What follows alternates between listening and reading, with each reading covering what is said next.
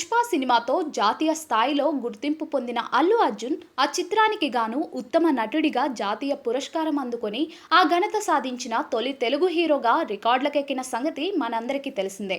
ఇప్పుడు ఆ ఖ్యాతిని మరింత ఇనుమడింపజేస్తూ ఆయన కీర్తి కిరీటాలలో మరో ఘనత వచ్చి చేరింది.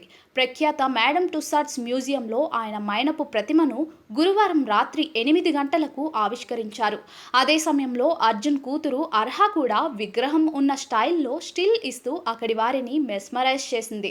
ఈ నేపథ్యంలో దుబాయ్లో మేడం టుస్సాడ్స్ మ్యూజియంలో నిర్వహించిన తన మైనపు విగ్రహావిష్కరణ కార్యక్రమంలో అల్లు అర్జున్ తన ఫ్యామిలీతో కలిసి పాల్గొన్నారు. ఈ సందర్భంగా ఆయన తన సోషల్ మీడియాలో తన ప్రతిమతో దిగిన ఫోటోను సోషల్ మీడియాలో పోస్ట్ చేసి ఇలాంటి ప్రముఖ మ్యూజియంలో విగ్రహం ఏర్పాటు చేయడం ప్రతి నటుడి జీవితంలో మైల్ స్టోన్ అంటూ వ్యాఖ్యానించారు. వారికి కృతజ్ఞతలు అని తెలిపారు. ఇప్పుడు ఈ ఫోటోలు, వీడియోలు సోషల్ మీడియాలో బాగా వైరల్ అవుతున్నాయి. ఇదిలా ఉండగా ఇప్పటి వరకు మేడం టుస్సాడ్స్ మ్యూజియంలో మన తెలుగు నుంచి ప్రభాస్, మహేష్ బాబుల వంటి వారివి మాత్రమే మైనపు విగ్రహాలు ఉండగా తాజాగా ఆ లిస్టులో అల్లు అర్జున్ కూడా చేరిపోయారు.